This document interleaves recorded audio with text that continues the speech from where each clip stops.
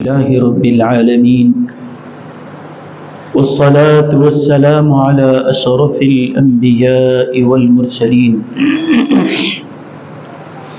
سيدنا ونبينا ومولانا محمد وعلى آله الطيبين الطاهرين وأصحابه الأكرمين أجمعين وعلى من أحبهم وتبعهم بإحسان أجمعين إلى يوم الدين. أما بعد فأعوذ بالله من الشيطان الرجيم. بسم الله الرحمن الرحيم. إن الله وملائكته يصلون على النبي يا أيها الذين آمنوا صلوا عليه وسلموا تسليما. اللهم صل على سيدنا محمد وعلى آله وصحبه أفضل صلواتك وعدد معلوماتك وبارك وسلم. سجادہ آپ جانتے ہیں کہ یہ شعبان کا مبارک مہینہ ہے اور آج اس کی 11 تاریخ ہے. آج کی یہ محفل حضور پیران پیر روشن ضمیر سیدنا شیخ عبد القادر جیلانی غوث اعظم دستگیر رحمۃ اللہ علیہ کی نسبت سے آج کی تاریخ میں منعقد کی جاتی ہے.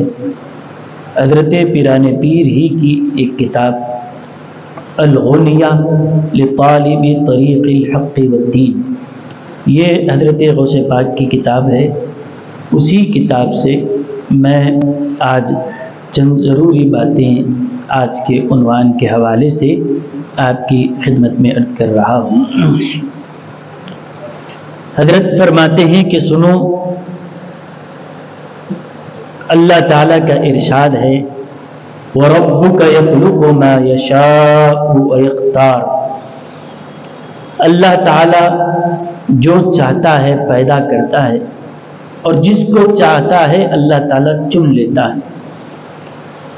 یعنی جو بھی بنایا اپنی مرضی سے اس نے تخلیق کی، اور جس کو بھی بنایا ان بنائے ہوئے ان مخلوق میں سے اللہ تعالیٰ جس کو چاہا چن لیا ہے، انتخاب کر لیا ہے.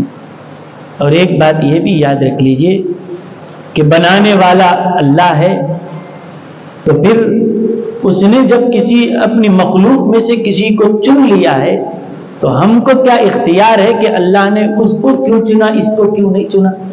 کیا ہم کو اس کا اختیار ہے؟ نہیں، کیونکہ مخلوق اس کی ہے، خالق وہ ہے، پیدا اس نے کیا. جس کو چاہے پیدا کرے، جس کو چاہے چن لے، جس کو جو چاہے عطا کرے، اس کی مرضی ہے.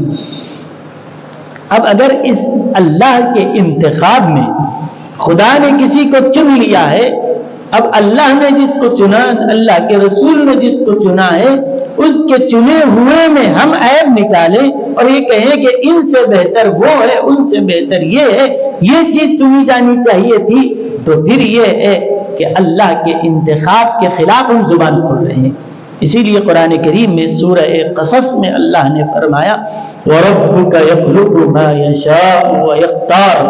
اللہ تعالیٰ جو چاہتا ہے پیدا کرتا ہے اور جس کو چاہتا ہے چن لیتا ہے. یہ آیت ہو گئی. اب آیت کی تفسیر میں حضرت پیران پیر رحمۃ اللہ علیہ فرماتے ہیں کہ دیکھو، قرآن میں تو اللہ نے یہ فرمایا وہ جو چاہتا ہے پیدا کرتا ہے اور جس کو چاہتا ہے چن لیتا ہے، منتخب کر لیتا ہے. تو آپ اگر تاریخ پر نظر ڈالیں گے تو حضرت فرماتے ہیں کہ اللہ تعالیٰ نے اپنی مخلوقات میں سے چار کا انتخاب فرمایا. پیدا تو بے شمار کو کیا، لیکن ہر ایک کے اندر سے، ہر صنف میں سے، الگ الگ میں سے، ہر قسم میں سے چار کو اللہ تعالیٰ نے چنیا. فرماتے ہیں کہ فَإِنَّ اللَّهَ تَعَالَى اخْتَارَ مِنْ كُلِّ شَيْءٍ أَرْبَعَةً. اللہ تعالیٰ نے ہر چیز میں سے 4 کو چنا ہے. ثُمَّ اخْتَارَ مِنَ الْأَرْبَعَةِ وَاحِدًا. پہلے تو سب کو اسی نے پیدا کیا، اور ہر ایک کو جو پیدا کیا تو ہر قسم میں سے 4 کو چنا، پھر ان 4 میں سے ایک کو چنا. پہلے 4 کا انتخاب کیا، ان 4 میں سے پھر ایک کو منتخب کیا۔ فرماتے ہیں کہ من الملائکتی جبرائیل و میکائیل و اسرافیل و عزرائیل، اللہ نے بے شمار فرشتے پیدا کیے۔ کتنے فرشتے ہیں، فرشتوں کی تعداد کیا ہے، ہمیں اس کی گنتی کا علم نہیں ہے، کتنی گنتی ہے ہم کوئی نہیں جانتے۔ اللہ کا ارشاد ہے وَمَا يَعْلَمُ جُنُودَ رَبِّكَ إِلَّا هُوَ، تمہارے رب کا جو لشکر ہے اس کو کوئی نہیں جانتا کہ وہ کتنی تعداد ہے۔ ہاں کون جانتا ہے، اللہ، اسی کو پتا ہے جس نے پیدا کیا ہے۔ آسمانوں میں کتنے ہیں، زمینوں میں کتنے ہیں، سمندروں کے پاس، مسجدوں میں، کہاں کہاں اللہ نے فرشتوں کو متعین کر کے رکھا، کوئی اس کی تعداد نہیں جانتا، اللہ ہی جانتا ہے، اور اللہ کے بتانے سے جس کو خدا نے بتایا وہ جانتا ہے، اس کے علاوہ کوئی نہیں جانتا۔ تو ان بے شمار فرشتوں میں اللہ تعالیٰ نے چن لیا ہے 4 فرشتوں کو، حضرت جبریل، حضرت میکائیل، حضرت اسرافیل اور حضرت عزرائیل علیہ السلام۔ ان 4 فرشتوں کو اللہ نے چن لیا ہے، تو بے شمار فرشتے، لیکن ان 4 میں چنے کون گئے، یہ 4 جبریل، میکائیل، اسرافیل اور عزرائیل۔ اب پورے فرشتوں میں سے 4 کو چنا اور ان 4 میں ایک کو چنا۔ فرمایا پھر یہ 4 میں سے حضرت جبریل منتخب ہوئے، اور وہ ڈیوٹی کسی کو پانی برسانے پر رکھا، کسی کو موت کے روح قبض کرنے کے لیے مقرر کیا، کسی کو رزق پر رکھا، لیکن ایک کام تھا کہ اللہ اور اس کے پیغمبر کے بیچ میں خدا کا کلام لے کر انبیاء تک پہنچانے کا یہ کام اللہ تعالیٰ نے حضرت جبریل کے حوالے کیا۔ ان 4 میں سے جبریل چنے گئے۔ تو حضرت پیران پیر رحمۃ اللہ علیہ اس آیت کی تفسیر میں سمجھا رہے ہیں کہ قدرت کے نظام پہ غور کرو، کہ یہ ہر چیز میں آپ غور کریں گے تو آپ کو پتا چلے گا کہ پیدا کیا بے شمار، لیکن ان میں سے چنا 4 کو، پھر 4 میں سے ایک سلیکٹ ہوئے فرشتے تھے، ان سارے فرشتوں میں 4 کا انتخاب ہوا، ان 4 میں بھی پھر چنا کس کو، حضرت جبریل علیہ السلام کو۔ اس کے بعد حضرت پیران پیر فرماتے ہیں یہ بیان کرنے سے پہلے ایک بات یاد رکھو، پیدا کرنے والا اللہ ہے، بنایا اس نے ہے، چنا بھی اس نے ہے، تو لہذا اس کے انتخاب پر کبھی زبان نہیں کھولنا کہ اس نے ان کو ہی کیوں، جبریل کیوں ہی کیوں چنا، میکائیل کو سردار کیوں نہیں بنایا ان کا، اسرافیل کو کیوں نہیں چنا۔ کہا کہ بنانے والے کو خوب پتا ہے کہ کس کو چننا ہے۔ اگر اس کے خلاف اگر ہم کچھ رائے دیتے ہیں تو مطلب یہ ہے کہ اللہ کے انتخاب پر ہمارا اعتراض ہے۔ تو اب اس کے بعد فرماتے ہیں کہ انبیاء کو اللہ نے دنیا میں بھیجا، تقریباً 1,24,000 پیغمبر اس دنیا میں تشریف لائے، اس میں جو رسول تھے 313۔ اب یہ کہ ان کی جو تعداد ہے کم و بیش کچھ کمی زیادہ ہو سکتی ہے، لیکن ایک علل حساب راؤنڈ فگر میں یہ کہا گیا کہ 1,24,000 انبیاء نبی دنیا میں آئے ہیں۔ لیکن ہم یہ کہتے ہیں کہ جب ایمان ہم لاتے ہیں تو یہ نہیں کہتے کہ میں ایمان لایا میں 1,24,000 پیغمبر پر، یہ نہیں کہتے ہے، کہے کہ 1,24,000 ہوں، اس سے ایک زائد ہو یا کم ہو، جتنے نبی ہیں سب پر میں ایمان لایا، جتنوں کو اللہ نے دیا ہے۔ اسی لیے بلا تعیین تعداد کہتے ہیں، بلا تعیین تعداد، یعنی ایک ٹارگٹ فکس کر کے کہ ایک جو ہے آپ آنکڑا فکس کر کے کہیں کہ اتنے ہزار اتنے لاکھ نبیوں پہ ایمان لایا، نہیں، اگر اس سے ایک بڑھ کے رہیں یا اس سے ایک کم رہیں تو حساب کتاب میں کبھی کیا ہوتا ہے، آپ کوئی چیز لائے بازار میں، آپ کو 9 روپے میں ملی، کتنے میں بولتے بھائی 10 روپے کی ہے، تو چھوٹی چھوٹی جو گنتی میں کسر آتی ہے اس کو شمار نہیں کرتے، ایک دم کیا ہوتا ہے راؤنڈ فگر میں کہا جاتا ہے۔ تو کبھی ایسی چیز کہی بھی جائے تو یہاں پر تعداد بول کے نہیں لائیں گے میں 1,24,000 نبیوں پر ایمان لایا، نہیں، وہاں پر ایک اگر کم رہا یا ایک زیادہ رہا تو مسئلہ ایمان کا ہے۔ اسی لیے کیا کہیں گے، جتنی کتابیں اللہ نے اتاری سب پر میرا ایمان ہے، جتنوں کو اللہ نے نبوت دی سب پر، ان کے نام معلوم ہو کہ نہ معلوم ہو سب پر ہمارا ایمان ہے۔ تو اب ان انبیاء کرام میں ہر نبی شان والے ہیں، ہر نبی عظمت والے ہیں، لیکن قدرت نے ان سارے انبیاء میں چار پیغمبروں کو چنا. جیسے فرشتوں میں جبرائیل، میکائیل، اسرافیل اور اسرائیل کو چنا، انبیاء میں 4 انبیاء کو اللہ نے چنا. سب انبیاء شان والے ہیں، لیکن ان میں حضرت ابراہیم، حضرت موسیٰ، حضرت عیسیٰ اور حضرت سیدنا محمد مصطفیٰ صلی اللہ علیہ وسلم، ان 4 پیغمبروں کو اللہ نے منتخب فرمایا. یہ 4 رسول نبی چنے گئے، حضرت ابراہیم، حضرت موسیٰ، حضرت عیسیٰ اور حضرت نبی کریم سیدنا محمد مصطفیٰ صلی اللہ علیہ وسلم. پھر اب یہ چاروں میں پھر اللہ نے ان چاروں میں اگر کسی کو چنا ہے تو وہ ہمارے آقا سیدنا محمد رسول اللہ صلی اللہ علیہ وسلم. فرشتوں میں 4 چنے گئے، اس میں جبریل منتخب ہوئے. انبیاء میں یہ 4 چنے گئے، ان میں ہمارے آقا علیہ السلام کو اللہ نے منتخب فرمایا. یہ تو بات ہو گئی فرشتوں کی. فرشتوں میں سے بھی 4 چنے، پھر ان 4 کا سردار جبریل. انبیاء میں بھی 4 چنے گئے، ان 4 میں بھی سردار حضور علیہ السلام.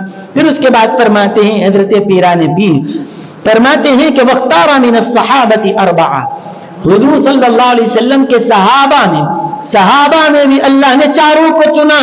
ان میں حضرت ابو بکر، حضرت عمر، حضرت عثمان اور حضرت علی. یہ سارے صحابہ میں یہ 4 منتخب ہوئے. ثم اختار منهم ابا بکر، پھر قدرت نے جس کو چنا ہے وہ حضرت ابو بکر ہے.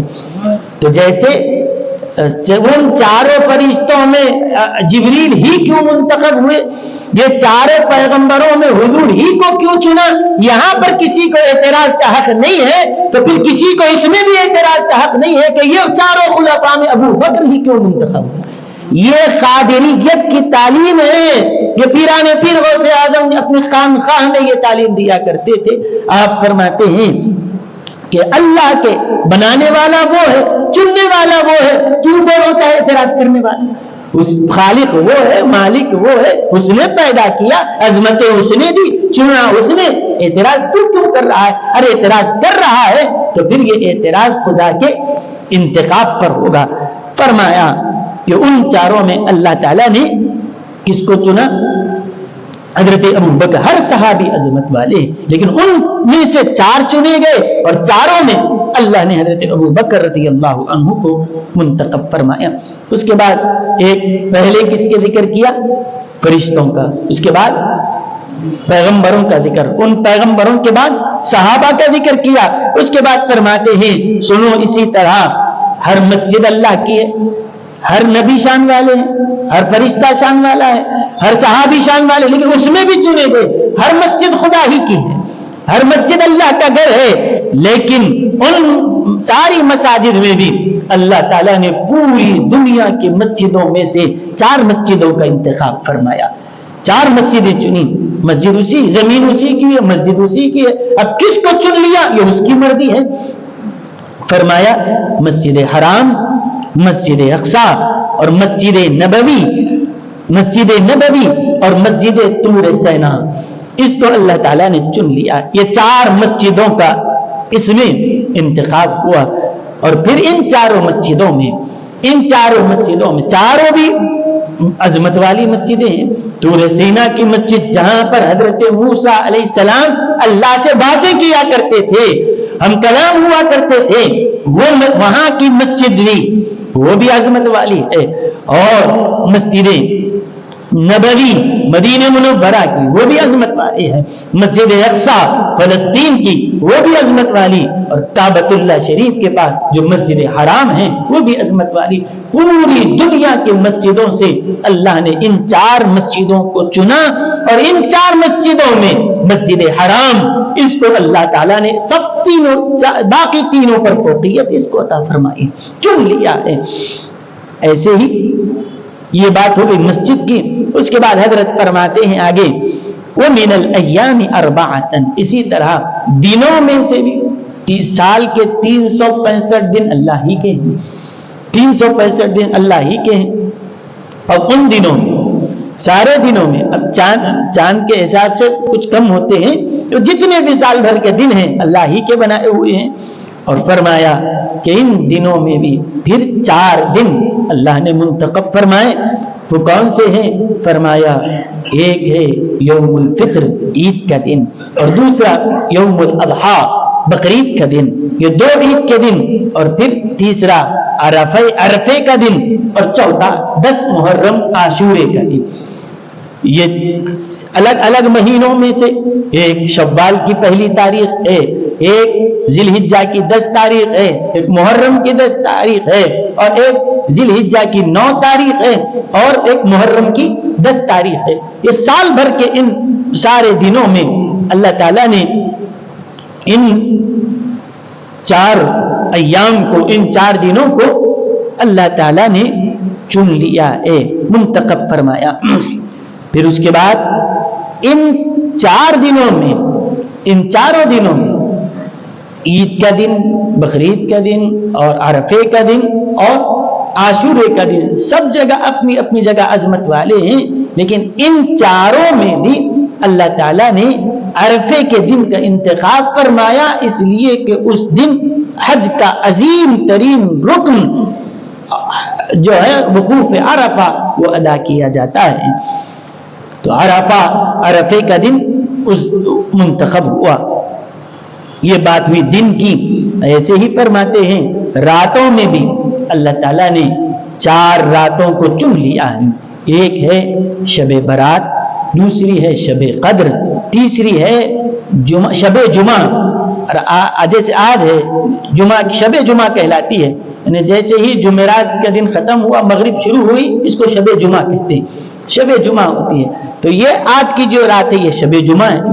اور پھر شب عید، یعنی جس کو ہم چاند رات کہتے ہیں، دوسرے دن جب عید آنے والی ہوتی ہے.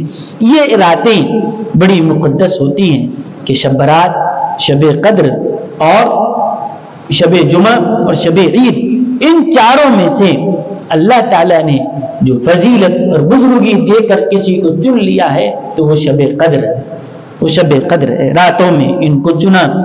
اور اس کے بعد اب یہ اس کے بعد میں تھوڑی تفصیل چھوڑ کر آگے چل رہا ہوں، کیونکہ دوسری اور باتیں حضرت اس کے بعد ہر چیز میں سے بتا رہے ہیں. پہاڑوں میں سے کن کن پہاڑوں کو چنا ہے. اس کے بعد کہتے ہیں کہ احد پہاڑ کو چنا، طور سینا ہے، لبنان کا پہاڑ، الگ الگ ہیں. نہر جو پانی کی بہتی ہیں، ان نہروں میں سے کن کن نہروں کو اللہ نے چنا ہے. نہر فرات ہے، نہر نیل ہے، اس میں سے کون چنی گئی ہے. میں ساری چیزیں چھوڑ کر آگے جا رہا ہوں. آگے چل کر حضرت فرماتے ہیں اسی طرح 12 مہینوں میں سے بھی 4 مہینے اللہ تعالیٰ نے ان 12 میں سے چن لیے. ان میں کا ایک رجب، دوسرا شعبان، تیسرا رمضان، اور چوتھا محرم. یہ 4 مہینے چنے گئے ہیں. اب یہ ہے کہ ان 4 مہینوں میں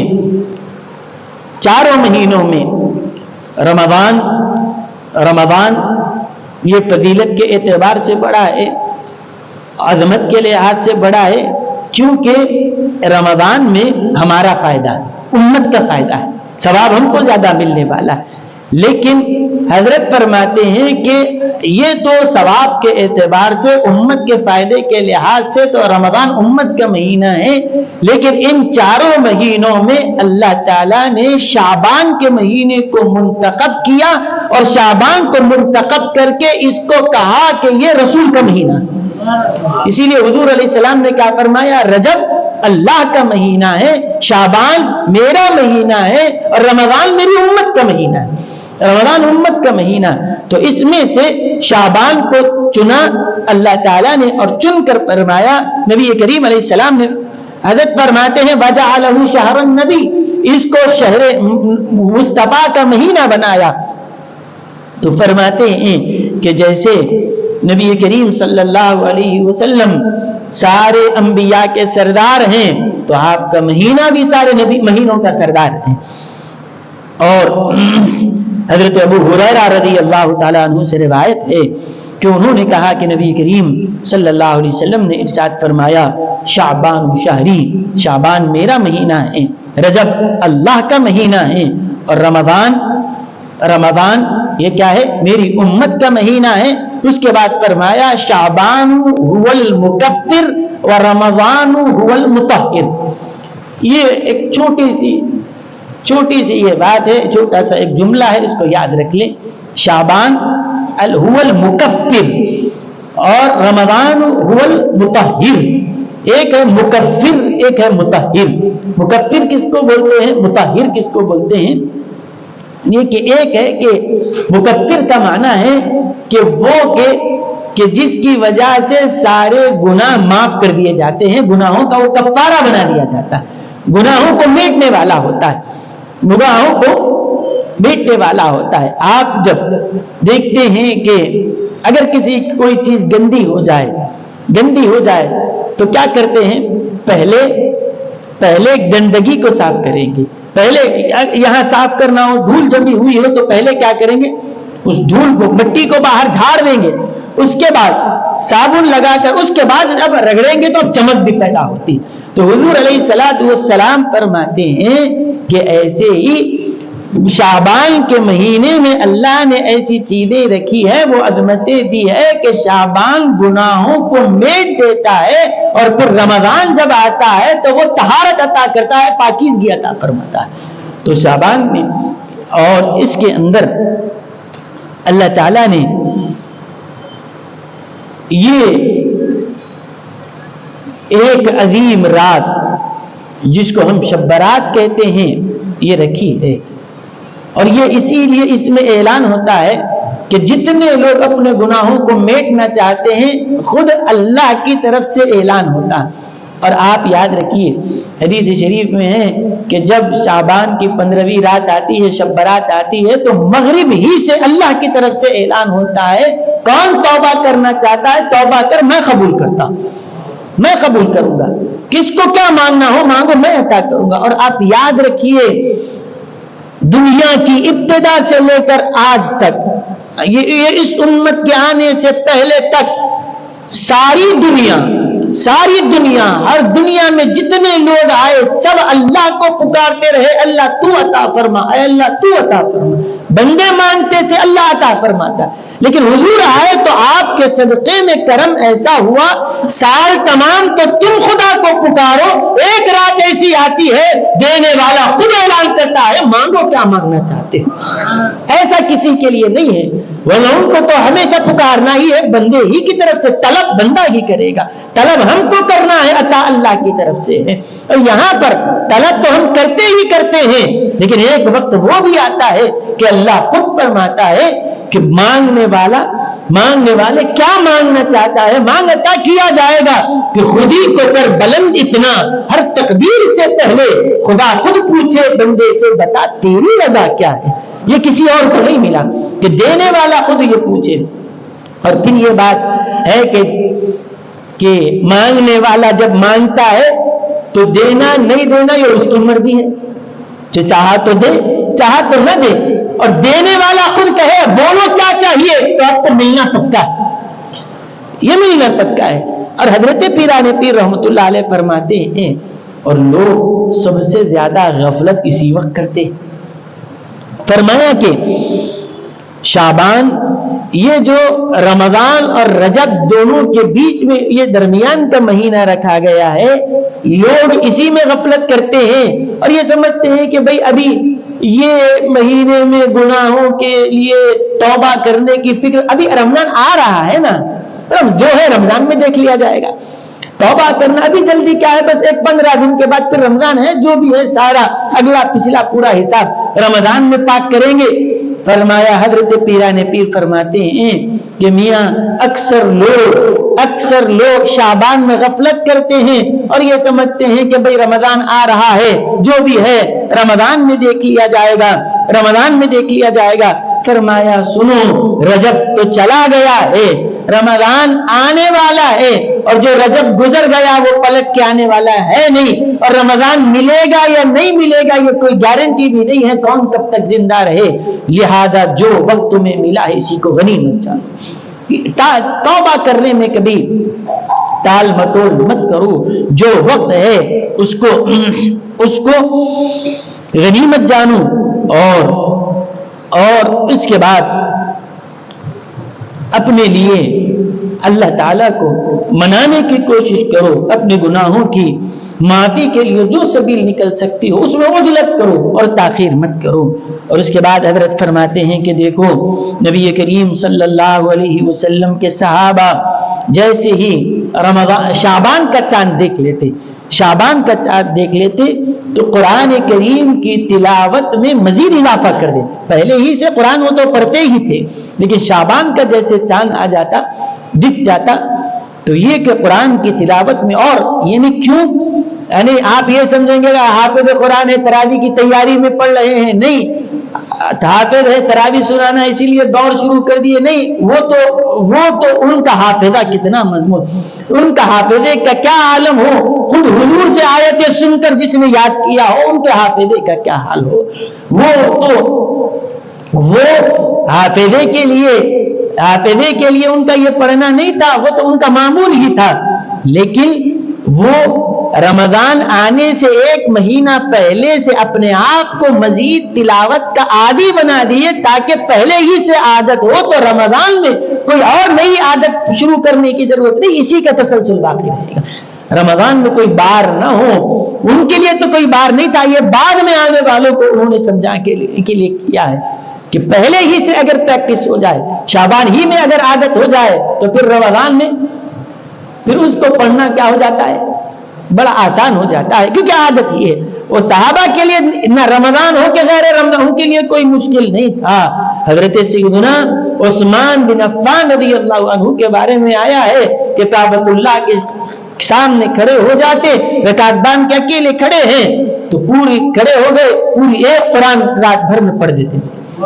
ان کا حال یہ، ان کو قرآن پڑھنا ان کے لیے کوئی بات نہیں ہے، ہم جیسوں کو سکھانے کے لیے ہے کہ میاں رمضان میں ایک نئی عادت شروع کریں گے تو پھر جمنے وقت لگتا ہے، جمنے تک آدھا رمضان نکل جائے گا۔ اسی لیے طریقہ یہ ہے کہ پہلے ہی سے شعبان ہی سے اس کا آغاز کر لیا جائے۔ اور صحابہ کرام رضی اللہ تعالی عنہم کی عادت بھی یہ تھی، حضرت فرماتے ہیں کہ رمضان آنے سے پہلے ہی اپنے جو لوگ صاحب نصاب ہوتے تھے زکوٰۃ پہلے ہی دیتے تھے۔ ہمارے پاس اکثر لوگ یہ سمجھے ہوئے ہیں کہ زکوٰۃ کا مطلب روزہ رمضان میں ہے تو زکوٰۃ بھی رمضان میں ہی ہے، نہیں ہے۔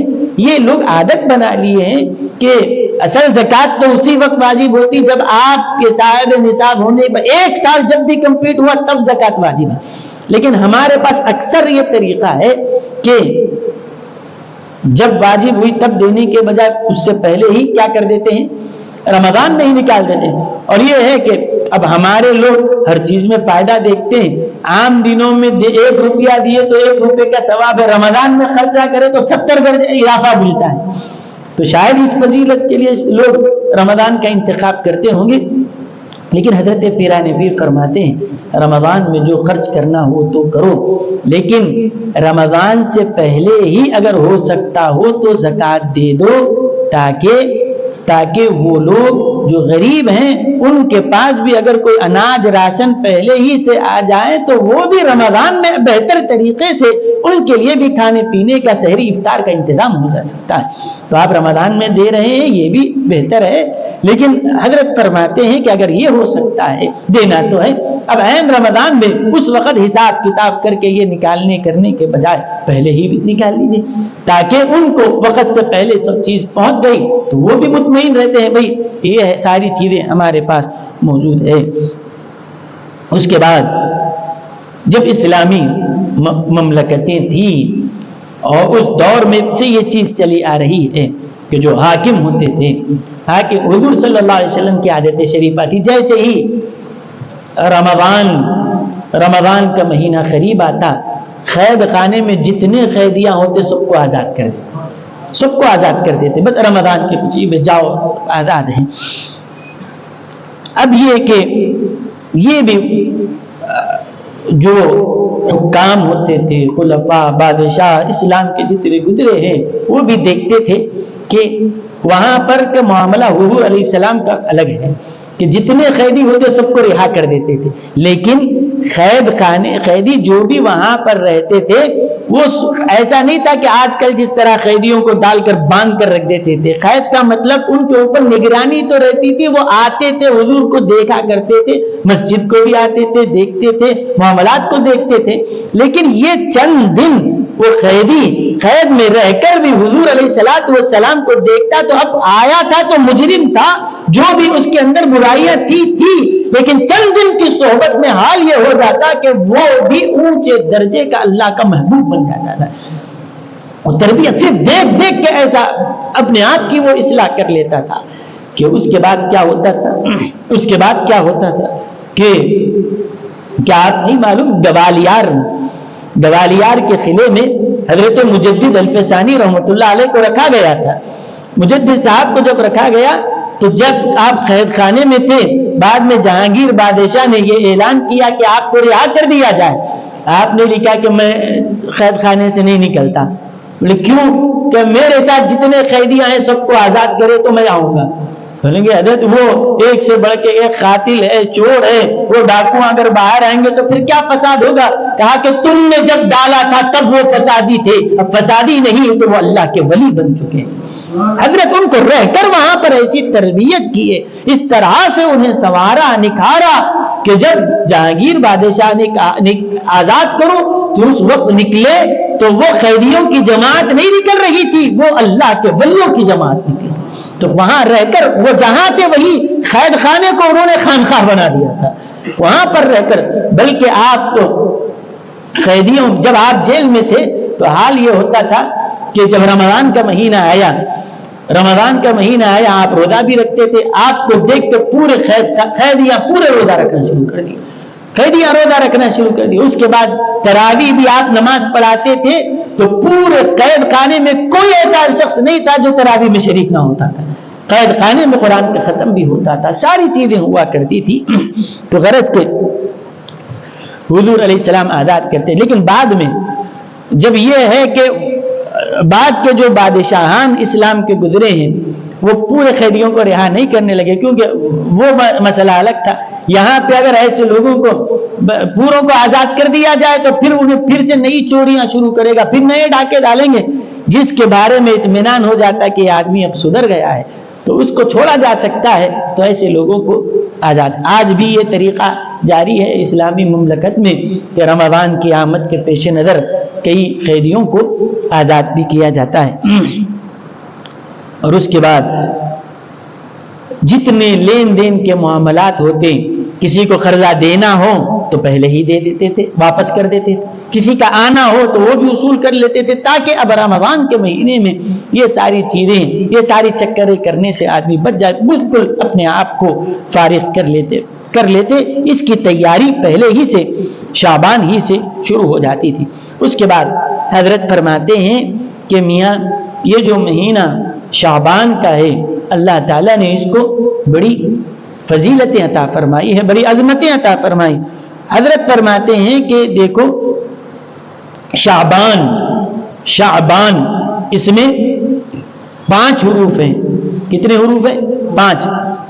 شین, عین, با, الف, نون, یہ 5 حروف ہیں.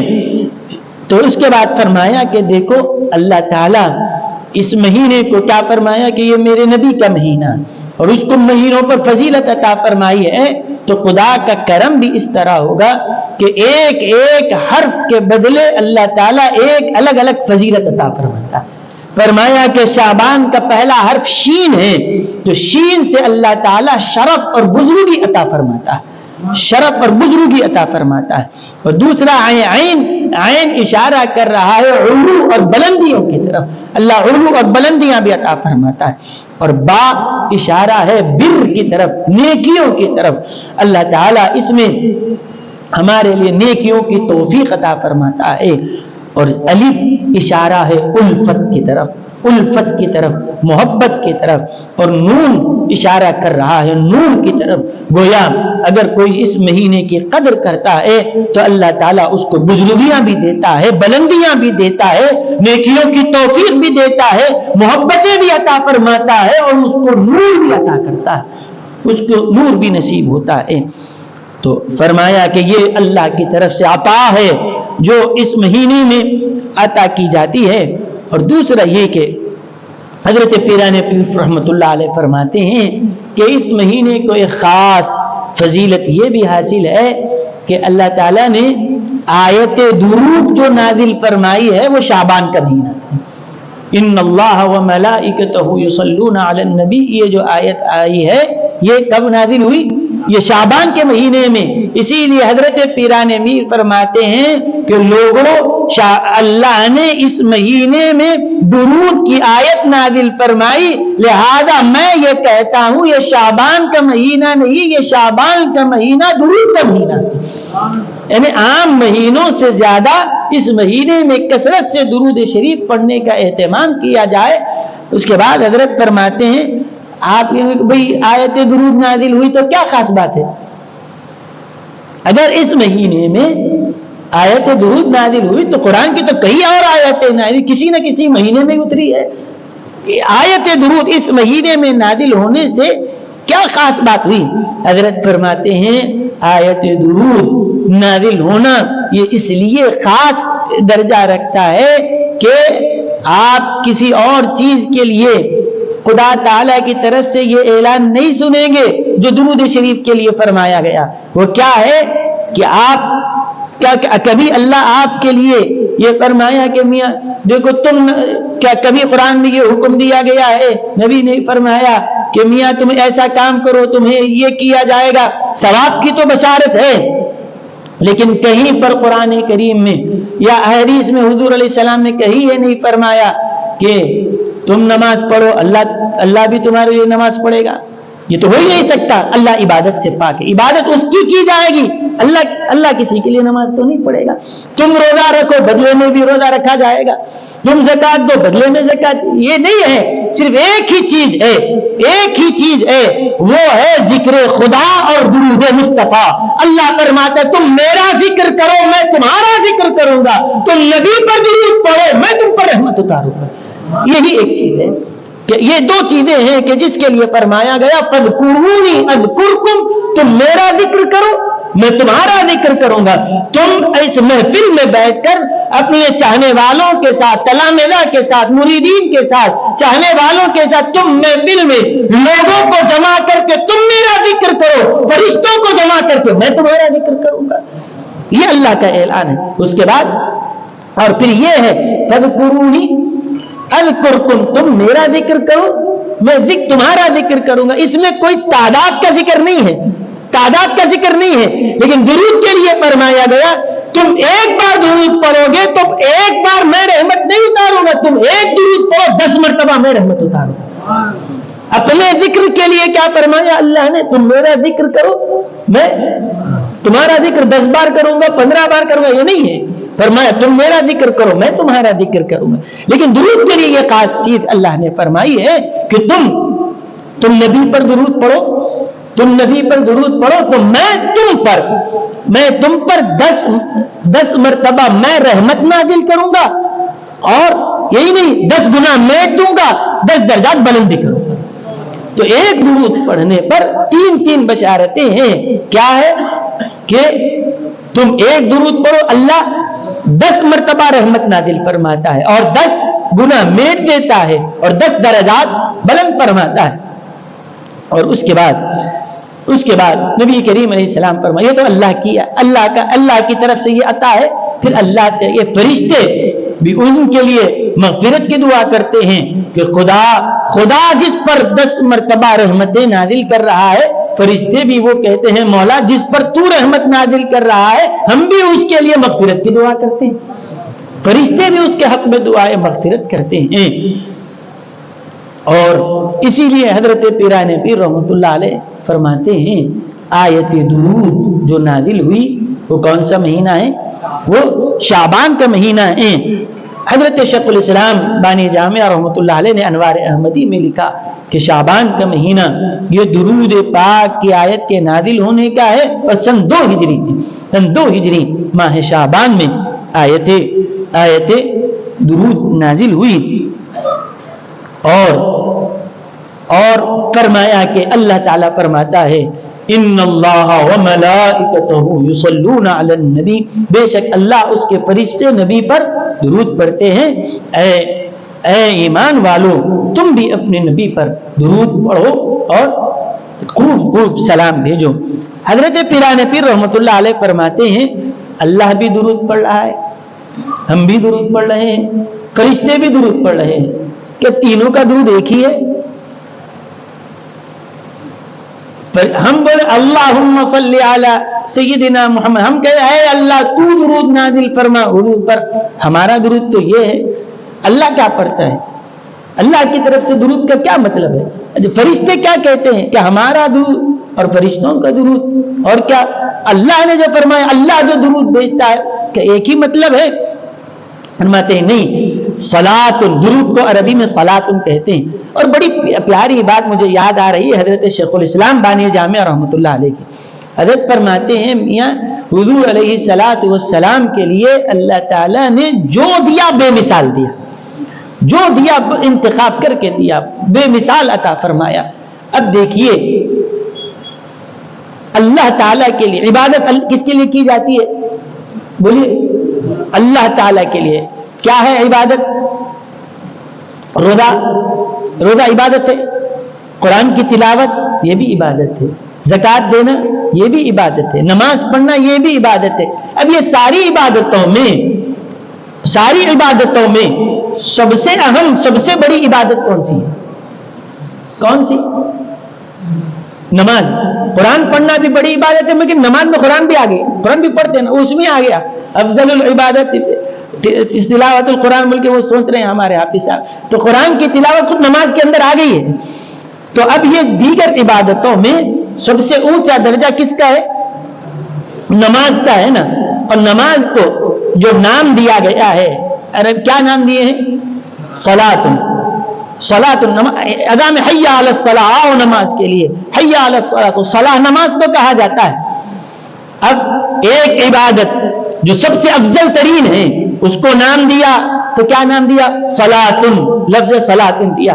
اب حضور صلی اللہ علیہ وسلم کے لیے ایک خاص تعظیم کا ایک حکم ہے، خاص ایک حکم دیا جا رہا ہے نبی پر درود پڑھنے کا، تو اس کو کیا نام دیا جائے؟ کیا نام دیا جائے؟ حضرت فرماتے ہیں، یاد رکھو، شیخ الاسلام فرماتے ہیں اللہ کے پاس الفاظ کی کوئی کمی نہیں ہے۔ الفاظ کی کوئی کمی ہے اللہ کے پاس؟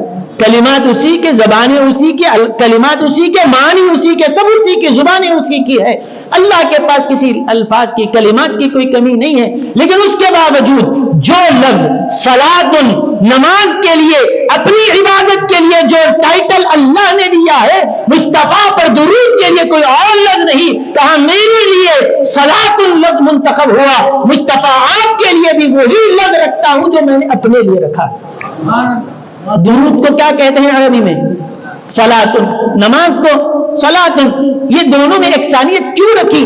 حضرت شیخ الاسلام فرماتے ہیں یہی بتانے کے لیے کہ اللہ اپنے محبوب کو کتنا اپنا، کیسی محبت اور وہ کیا مقام عطا فرمایا ہے، حبیب بنایا بھی ہے تو کیسی شان کا کہ جو لفظ ہم اپنے لیے رکھتے ہیں پیارے، وہی لفظ آپ کے لیے رکھتے ہیں۔ ورنہ کیا الفاظ کی کوئی کمی ہے؟ الفاظ کی کوئی کمی ہے؟ نہیں، الفاظ کی کوئی کمی نہیں ہے۔ کوئی دوسرا لفظ بھی رکھا جا سکتا ہے، اور دوسرا لفظ لکھنے سے کیا درود کی عظمت میں کوئی کمی آتی تھی؟ کہا نہیں، ایک ہی لفظ ہوگا، ایک ہی لفظ ہوگا جو ہماری بندگی کے لیے اور عبادتوں میں بھی سب سے اونچے درجے کی جو عبادت ہے، اس کو جو ہم نام دیتے ہیں، آپ کے ذکر کے لیے بھی ہم وہی نام دیتے ہیں۔ اور آپ کو درود سے، سلام سے چیر ہو رہی ہے، اور اللہ تعالیٰ وہی نام رکھ رہا ہے جو اپنی عبادت کے لیے رکھا ہے۔ تو اب سوچیے آپ کس لفظ سے چیر رہے ہیں، کس چیز سے آپ کو نفرت ہو رہی ہے۔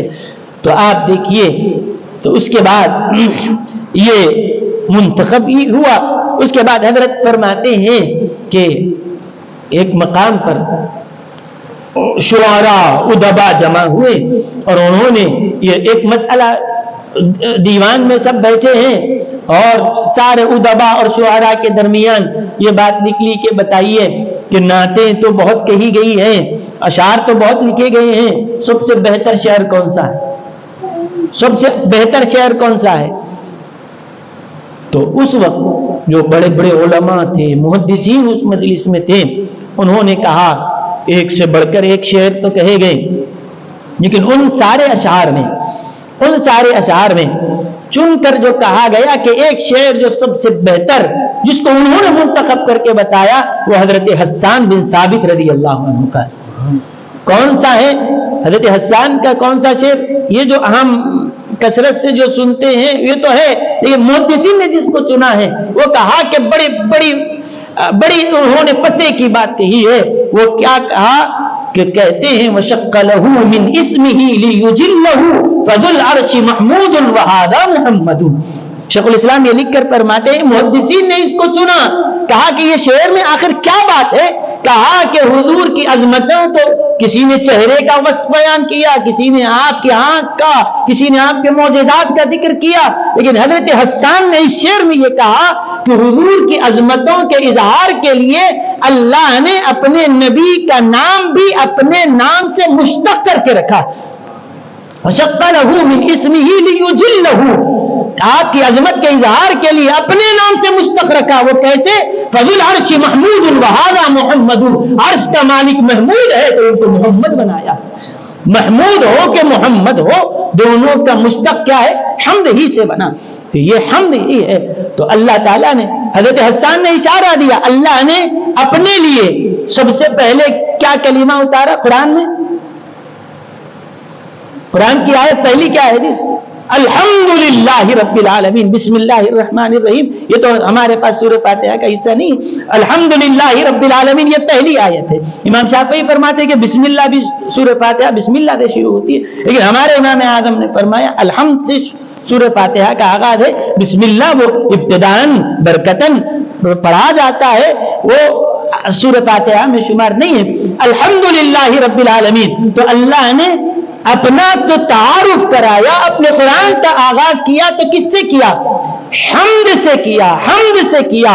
حمد اپنے لیے ثابت فرمائی تو کہا کہ میں حمد والا ہوں، جو نبی بنایا وہ محمد، میں حمد والا، تو یہ بھی تو حمد والے۔ تو یہ جو اشارہ حضرت حسان بن ثابت نے دیا، شیخ الاسلام فرماتے ہیں کہ محدثین نے سارے اشعار میں اگر کسی کو چنا، سب ایک سے بڑھ کر ایک ہیں، لیکن ان میں جو چنا گیا ہے وہ یہ ہے۔ اس کے بعد حضرت فرماتے ہیں کہ حضرت پیران پیر نے فرمایا کہ درود، ہم جو درود پڑھتے ہیں اور خدا جو درود نازل کرتا ہے، فرشتوں کے درود سب ایک ہیں۔ فرمایا سنو، لفظ ایک ہے، ذات بدل گئی تو معنی بھی بدل جاتا ہے۔ لفظ ایک ہے، ذات بدل جائے تو معنی بھی بدل جاتا ہے۔ تو اب آئیے کہ لفظ ایک ہے، ذات بدل گئی تو معنی بھی بدل جاتا ہے۔ جیسے صلاتن کا لفظ، صلاتن کا لفظ، یہ چیز سمجھنے کی ہے، یہ چیز سمجھنے کی، ایک ہی لفظ کسی ایک کے لیے استعمال ہوتا ہے تو معنی الگ ہوتے ہیں، شخصیت بدل جاتی ہے تو معنی بھی بدل جاتے ہیں۔ جیسے اگر آپ کو کوئی کہا یہ شخص بڑا متکبر ہے، تکبر کرتا ہے، اینٹتا ہے اور جو ہے تن تن کے چلتا ہے، کسی کو خاطر میں نہیں لاتا، انہیں متکبر ہے، تو آپ کی تعریف ہو رہی ہے یا آپ کی تنقیص ہو رہی ہے؟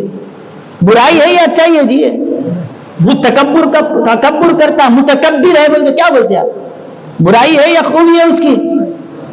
برائی ہے، لیکن ہم پڑھتے ہیں واللہ الخالق البارئ المصور له الاسماء الحسنى، یہ اسماء حسنى کا اس میں چند نام ذکر کیے گئے، اس میں کیا کہا گیا؟ الملك القدوس السلام المؤمن المهيمن العزيز العزيز الجبار المتکبر۔ اللہ کو متکبر کہہ رہے ہیں، کیا مطلب؟ تو اللہ کے لیے متکبر کہیں تو یہ عظمت ہے، وہ متکبر کبریائی والا ہے، اور کسی انسان کو کہیں یہ متکبر ہے تو یہ عیب ہے۔ بڑائی ہمارے لیے نہیں، بڑائی تو اللہ کے لیے ہے، اسی اللہ اکبر جس کو کہا جاتا ہے وہی متکبر ہے، وہی کبریائی والا ہے۔ ذات بدل گئی، معنی بدل جاتے، اسی لیے بعض روایتوں میں کہا گیا کہ فلاں شخص کے بارے میں کہا گیا یہ باغی ہیں، تو آپ کہیں گے ان کو باغی بولے تیرے لیے باغی کا لفظ جو بولا جائے گا مطلب الگ ہوگا، شخصیت بدل جائے گی تو معنی بھی بدل جائیں گے. سمجھے آپ بات؟ ہر لفظ کا ایک معنی نہیں ہوتا، شخصیت بدل جاتی ہے، لفظ کا محمل بدل جاتا ہے تو معنی بھی بدل جاتا ہے. اب اس کے بعد سنیے، الصلاۃ لفظ ایک ہی ہے، اس کی نسبت کس کی طرف کریں گے؟ اللہ درود نازل کرتا ہے کا مطلب یہ ہے کہ حضرت پیران پیر فرماتے ہیں کہ اس کا مطلب یہ ہے کہ اللہ رحمت نازل فرماتا ہے. اچھا، فرشتے اور الصلاۃ من اللہ الرحمہ، اور فرشتوں کے بارے میں بھی آیا ہے کہ وہ مسلمانوں پر کے لیے یصلون کا لفظ آیا ہے. تو اس کا مطلب کیا ہے؟ تو فرشتے کے لیے جب صلاۃ کا لفظ استعمال کیا جائے گا تو وہ استغفار کے معنی میں ہوگا کہ اے اللہ ان کے گناہوں کو معاف فرما دے. اور فرشتے جب نبی پر درود پڑھتے ہیں تو مطلب یہ ہوگا کہ اے اللہ نبی کو جو تو نے عظمتیں عطا فرمائی اور عظمتیں عطا فرمائی. تو فرشتوں کا درود پڑھنا اور ہے، اور مسلمانوں کی طرف سے اگر ہو تو ہماری تو درخواست ہے، دعا ہے، تعریف ہے، اپنے نبی کی عظمت کا بیان ہے.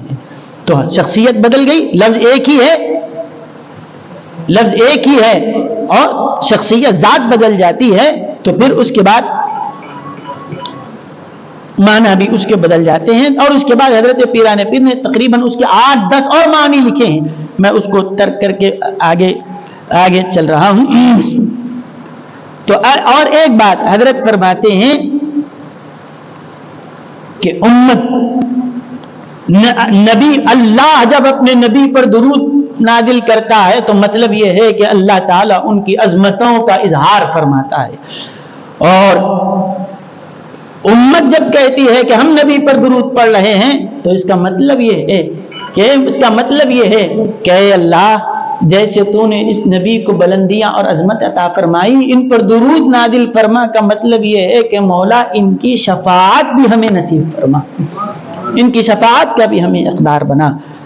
تو اب اس کے بعد حضرت فرماتے ہیں کہ عام دنوں کے بالمقابل شعبان میں کثرت سے درود شریف کا بھی اہتمام کیا جائے.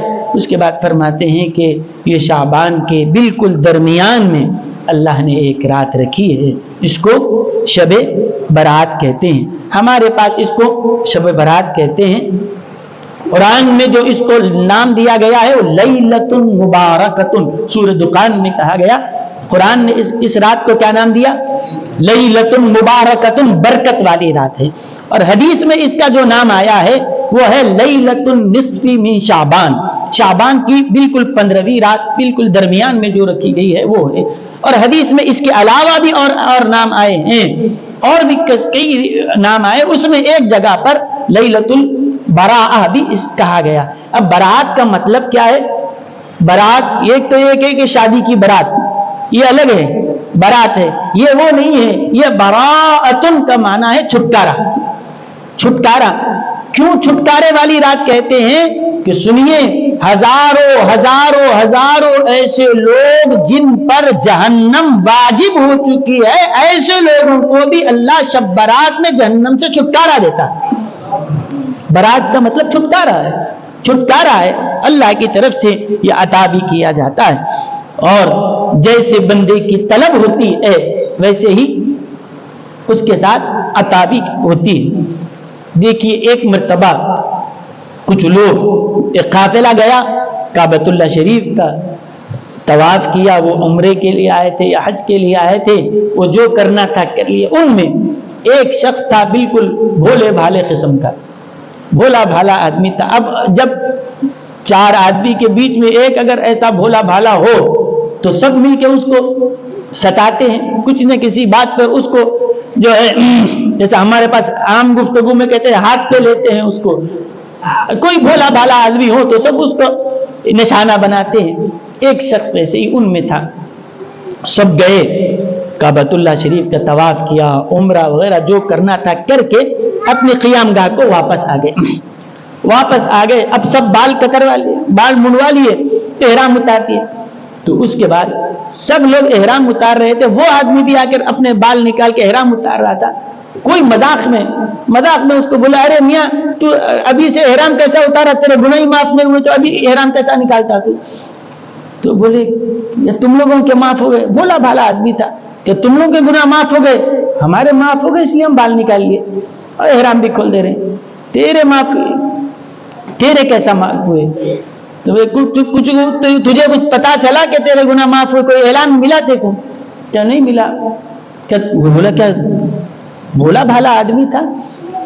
کہنے لگا کہ کیا تم لوگوں کو کوئی اللہ کی طرف سے کوئی اعلان ملا؟ بولے ہمارے کو تو سرٹیفکیٹ مل گئی، ہم سرٹیفکیٹ لے کے آئے، اس کے بعد ہم احرام اتار رہے، بال بھی ہم سرٹیفکیٹ ملنے کے بعد اتارے. تم سب کو سرٹیفکیٹ ملی؟ ہاں ذرا دکھاؤ میرے کو سرٹیفکیٹ. بولے وہ دکھانے کی نہیں رہتی، بتانے کی نہیں رہتی سرٹیفکیٹ. اب وہ بیچارہ پریشان ہو گیا، احرام نہیں کھولا، ویسے ہی پلٹ کے پھر کعبے کے پاس گیا.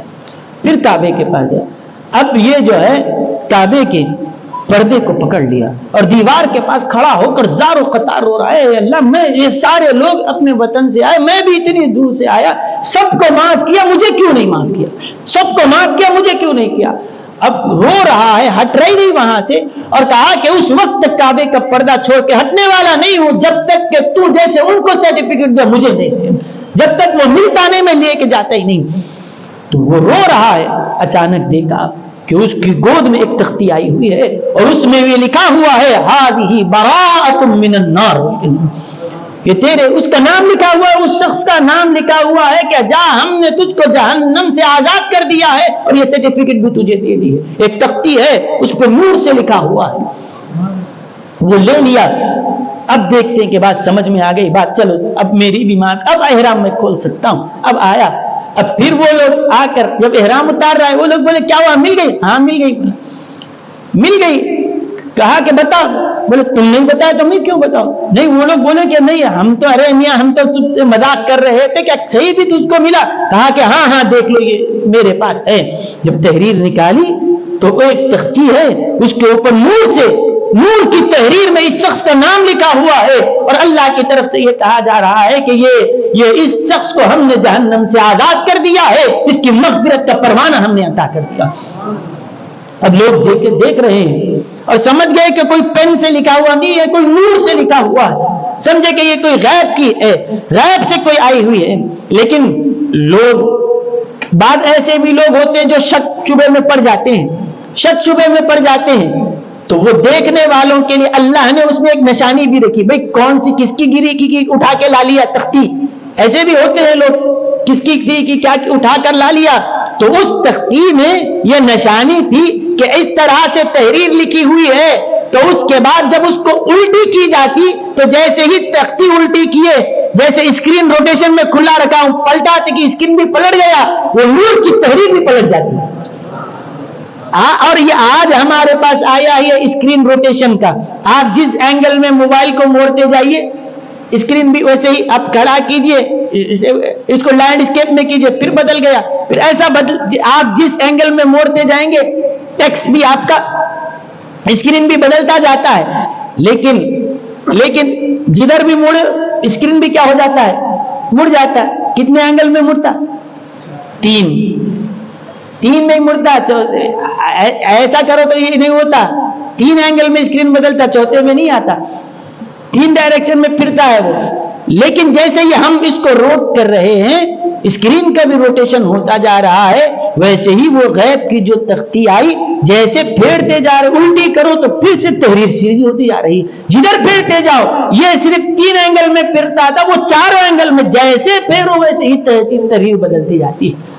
یہ ہم آج دیکھ رہے ہیں. اللہ تعالیٰ نے اس قدرت کا نمونہ آج سے سینکڑوں سال پہلے کعبۃ اللہ شریف کے پاس ظاہر فرمایا. حضرت سیدنا عمر بن عبدالعزیز رحمت اللہ علیہ یہ شب برات کو کعبے کے پاس ایک نوافل میں مصروف تھے، وہ دعاؤں میں مصروف تھے. دعا کرتے تھے اے اللہ تو ہزاروں بندوں کو آج جہنم سے آزاد کرتا ہے، مجھے بھی آزاد فرما، مجھے بھی آزاد فرما. انہوں نے جب سجدے سے سر اٹھایا تو ان کی گود میں ایک پرچی لکھی ہوئی پڑی کہ ہم نے عمر بن عبدالعزیز کو جہنم سے آزاد کر دیا. تو برات کا مطلب یہ برات اور چھٹکارا صرف یہ نام کا نہیں، بعض ایسے ہوتے ہیں کہ ان کے نام کی سرٹیفکیٹ بھی دی جاتی ہے اللہ کی طرف سے، القدرت کی طرف سے۔ اب قدرت کی طرف سے جو تحریر ملتی ہے یہ چیز ہے۔ اصل بات یہ ہے کہ مانگنے والے میں تڑپ ہو، وہ آدمی میں تڑپ تھی اور کہا کہ سب کو ملا، مجھے کیسے نہیں ملتا، وہ یقین کے ساتھ جا کر مانگا، اللہ کی قدرت نے اس کو کرشمہ بھی دکھایا اور عطا بھی ویسے ہوئی۔ لیکن اس کا یہ مطلب نہیں ہے کہ دوسروں کو ستایا جائے، کوئی بھولا بھالا آدمی ہے تو اس کے پاس، اب وہ اس وقت جب وہ تحریر لے کر آیا، اب سب لوگ کہتے تھے ہم عقل مندوں سے تو وہ دیوانہ اچھا نکلا، وہ دیوانے کی قسمت اچھی تھی کہ ہم پیچھے رہ گئے، وہ پار ہو گیا۔ تو یہ چیز ہے کہ کسی کی دل آزاری نہ ہو، کسی کو ستانا اور کسی کی دل آزاری کرنا نہیں۔ ایک عورت پاگل تھی، مجنون تھی اور دیوانی عورت تھی، ایسے ہی مدینہ منورہ کی گلیوں میں پھرتی تھی۔ حضور صلی اللہ علیہ وسلم ایک مرتبہ کہیں جا رہے تھے، کام ہے۔ اب آپ دیکھیں، آپ اگر جا رہے، کوئی پاگل آدمی آپ کو بولا 2 منٹ ادھر آئیے، آپ کیا کرتے؟ جب آپ نے کام میں آپ تو پاگل ہے تو کہ میں تو پاگل نہیں ہوں نا۔ اب وہ حضور علیہ الصلوۃ والسلام کے پاس آئے کہ حضور جس کام کے لیے جا رہے ہیں کہ آپ کا کام اہم نہیں ہے، ان سے بڑھ کر کے اس کا کام اہم ہو۔ لیکن وہ عورت آئی اور آ کر کہی مجھے آپ سے کام ہے۔ بولے کیا کام ہے؟ وہاں فلاں پہاڑ کے پاس چلنا ہے۔ بولے ٹھیک ہے چلو۔ وہ لے کے گئی وہاں تک، وہاں جانے کا نہیں، ادھر نہیں، ادھر کام ہے، وہ اس کے ساتھ وہاں جا رہے ہیں۔ پھر اس کے بعد وہ گلی میں ادھر ادھر سارے گلیاں وہ پھرا رہی ہے، اتنا پھرائی، بولے اب کام ہو گیا۔ اس کے بعد تھک کے وہ خود بولے ہاں میرا کام ہو گیا، آپ جا سکتے۔ اس وقت تک حضور اس کے ساتھ پھرتے رہے۔ کہا کہ یہ کوئی بھی ہو، خدا کی مخلوق ہے، اگر میرے چل قدم چلنے سے اس کے دل کو اطمینان ہوتا ہے تو مجھے چلنے میں کوئی حرج نہیں ہے، بس یہ کہ وہ خوش ہو جائے۔ اس قدر انتظام کے آج ہم میں اتنی ہے، ہم میں اتنے اخلاق ہیں، ہمارے کردار میں ایسی بلندی ہے۔ کوئی اگر آ کر آدمی ایسا بولے، آج کوئی ہے پیسے والا آدمی بولتا ہے تو ہم اس کو وقت دینے تیار ہیں، کوئی غریب آدمی بولتا ہے ہم اس کو وقت دینے کے لیے تیار نہیں ہیں۔ یہ ہمارا نظریہ۔ اور یہ کہیں کہ پھر ہم نبی کے طریقے پہ ہیں تو جناب یہ نبی کے طریقہ نہیں ہے۔ یہ کہ اخلاص کے ساتھ کام ہو۔ وہ خود حضور کو جہاں جہاں لے جا کر پھرتی کہ وہ زمانے نے یہ منظر دیکھا کہ وہ پیغمبر جس کے لیے فرشتے آ کر جن کے در کی غلامی کر رہے ہوں، جن کی سواری نکلے تو جبریل رکاب تھام کر چلے، جس کے لیے اللہ براق کو بھگائے، آج وہ نبی کا حال یہ ہے کہ ایک مجنون عورت جس گلی میں آپ کو لے جانا چاہتی ہے لے کے تیار ہے، کوئی پروٹوکول نہیں ہے، کسی کو آنے کی کوئی ممانعت نہیں۔ سادگی کا یہ حال ہے اور عظمتوں کا یہ حال ہے کہ اللہ نے وہ مقامات آپ کو عطا فرمائے، اولین و آخرین میں کسی کو وہ نصیب نہیں ہوئے۔ کیا بتاؤ، اللہ کے نام کے ساتھ عرش پر کسی اور کا نام بھی لکھا ہے۔ عظمتیں تو بلندیاں تو یہ ہے، اور سادگی کا عالم یہ ہے، کوئی مجنون اپنے حاجت کے لیے کہیں لے کر چلنا آتا ہے تو چلا جا سکتا ہے۔ ہم نے اپنے بزرگوں کو دیکھا ہے، حضرت صدر الشیوخ علامہ طاہر رضوی رحمۃ اللہ علیہ، حضرت مولانا خواجہ شریف صاحب شیخ الحدیث رحمۃ اللہ علیہ کو ہم نے دیکھا، اس کا نمونہ تھے۔ کوئی لوگ آ کے بولتے حضرت وہ فلاں جگہ صاحب ہیں، آپ اگر بولے تو کام ہوتا، تو ان کے ساتھ بیٹھ کے جاتے تھے۔ میں خود دیکھا، مولانا خواجہ شریف صاحب جامع نظامیہ کے شیخ الحدیث تھے، وہ ایک آدمی آ کے بولا حضرت فلاں صاحب ہیں، انہوں نے میرا کام نہیں سنا، آپ بولے تو سنتے۔ بولا بابا ٹھیک ہے چلو چلتا ہوں۔ جب باہر آ کے نکلے تو حضرت کو سائیکل پہ بٹھا کے لے جا رہا، جامعہ کے شیخ الحدیث میں ہم نے اپنی آنکھوں سے دیکھا۔ اچھا بولے حضرت کوئی آٹو رکشہ کچھ منگاتے، بابا انہیں ساتھ لے جا کے خوش ہونا چاہ رہا، رہنے دو، شیخ الحدیث ہے، اس کے ساتھ سائیکل پہ بیٹھ کے جا رہے۔ کہا کہ اگر جانے سے اس کا کام بنتا ہے تو اگر اللہ ہمارے ذریعے کسی کا کام بناتا ہے تو کچھ نہیں۔ تو یہ ہے نبی کے جانشین ایسے ہوتے ہیں، نبی کے وارث ایسے ہوتے ہیں۔ ہم صرف نام کے ہیں، اگر ہم کو کوئی بولا ایسے انداز سے کرا، آج ہمارے اندر وہ اخلاق نہیں ہے۔ اللہ تعالی ہمیں بھی اپنے اسلاف کا جانشین بنائے، ویسا کردار ہمارے اندر اللہ تعالی پیدا فرمائے۔ اور آخر بات یہ کہہ کے گفتگو ختم کر رہا، شب برات کے معمولات میں یہ بھی ہے کہ 3 مرتبہ سورہ یاسین کی تلاوت کی جاتی ہے۔ حضرت بندہ نواز یسود راد رحمۃ اللہ علیہ فرماتے ہیں یہ چیز ہمارے اسلاف سے، ہمارے بزرگوں سے ثابت ہے کہ شب برات کو 3 مرتبہ سورہ یاسین کی تلاوت کی جائے، یہ بڑی برکتوں کا ذریعہ ہے۔ حضور صلی اللہ علیہ وسلم کو ام المؤمنین حضرت عائشہ رضی اللہ عنہا نے دیکھا کہ شب برات میں حضور کو ڈھونڈتی ہوئی گئی تو آپ جنت البقیع میں تھے، وہاں پر آپ دعا فرما رہے تھے، وہاں دعا کر رہے تھے۔ تو حضرت عائشہ رضی اللہ عنہا کی جو روایت ترمذی میں ہے، اس کی روشنی میں ہمارے علماء نے فرمایا زیارت قبور کبھی بھی کی جا سکتی ہے، لیکن خاص طور پر شب برات میں حضور علیہ الصلوۃ والسلام کا جانا یہ بھی ثابت ہے، تو زیارت قبور کا بھی اہتمام ہو۔ لیکن یہ کہ سال میں 1 مرتبہ گئے، بس ایک رسم ہے، بس جائے پھول چڑھا کے آگے، یہ مقصد نہیں ہے۔